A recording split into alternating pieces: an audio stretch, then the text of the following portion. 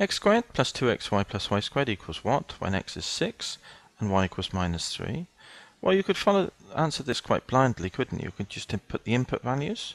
So here's our quadratic. So let me just write it down here. It's x squared plus 2xy plus y squared equals.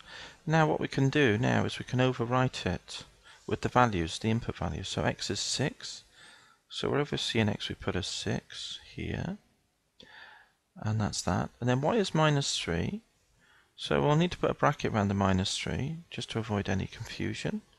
So input minus 3 here, put a little bracket there, and a minus 3. Because it's not just a single object as such, it's got a minus tagged along with it. So it's always safe to put a bracket around it.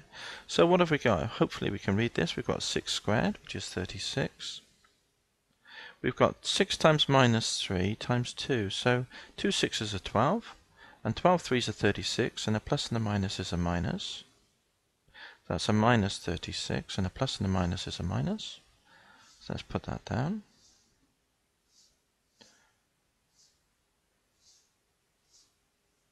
And then the last term is minus 3 squared. Minus 3 times minus 3.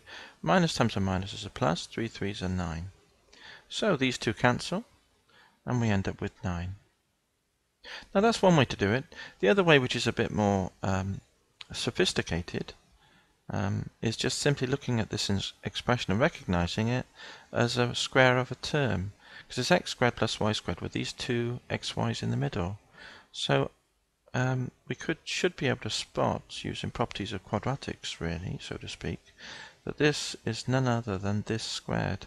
So if you square this bracket, you'll get this first term squared, plus the last term squared, and then the two middle terms are xy's. So when you add both of them together, you get 2xy's.